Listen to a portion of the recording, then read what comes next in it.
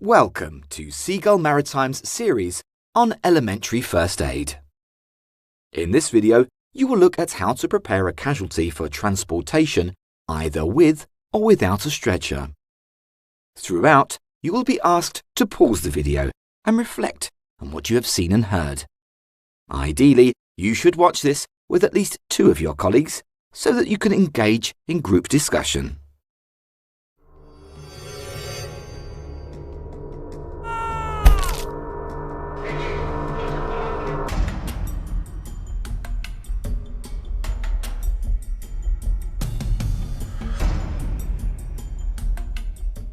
Removing a sick or injured person from the site of an accident is a matter of huge importance, as their life might depend on you making the right arrangements.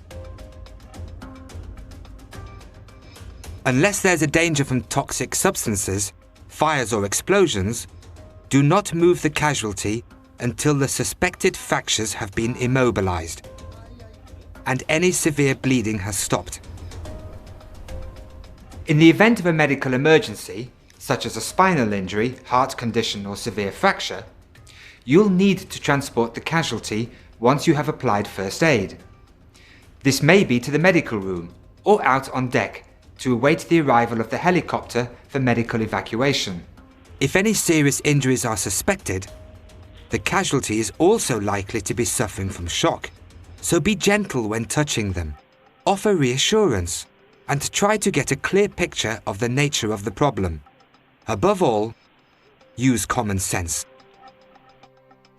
Why is it important to practice transporting a casualty?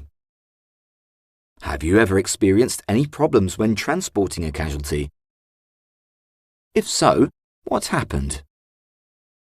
Click the pause button and start your discussion.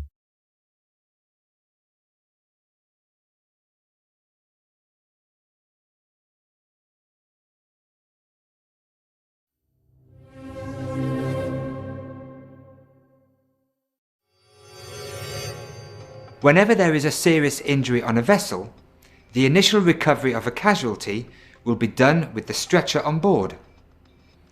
Although there are various types available, this will typically be a Neil Robertson stretcher.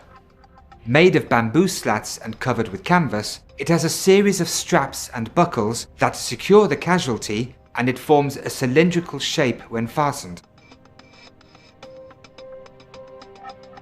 If there's any vertical lifting to be done, the casualty's arms should be fastened down the outside, as there is a risk of the casualty falling out of the bottom when they are fastened on the inside. As this is a very flexible stretcher, it's ideal for enclosed space rescue.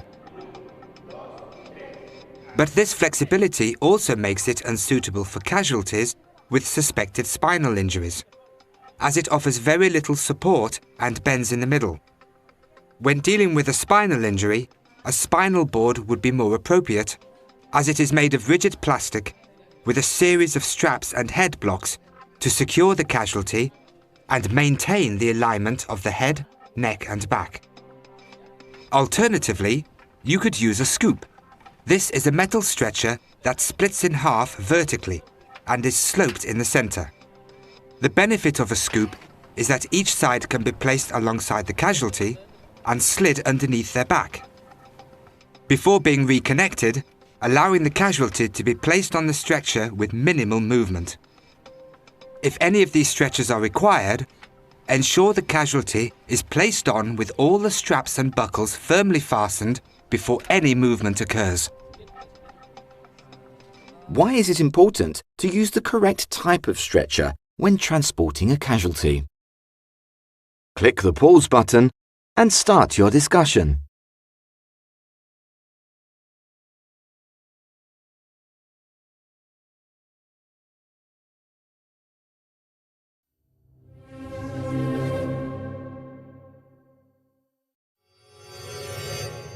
Although stretchers should always be used when needed, there are a number of ways to transport a casualty without one. In the circumstance that a casualty only has minor injuries and is able to support their own weight, you can use the human crutch method.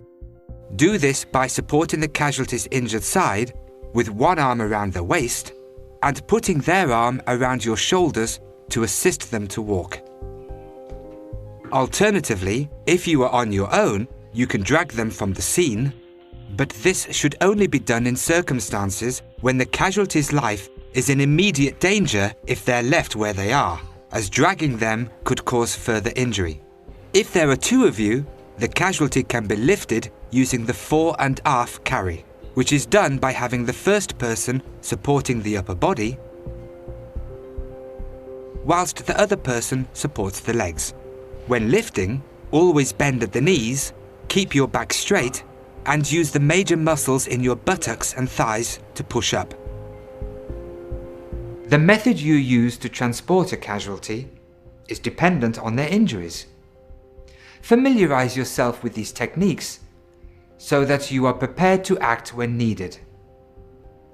But remember, only lift when there is no other option, as moving someone with a spinal injury could do more harm than good.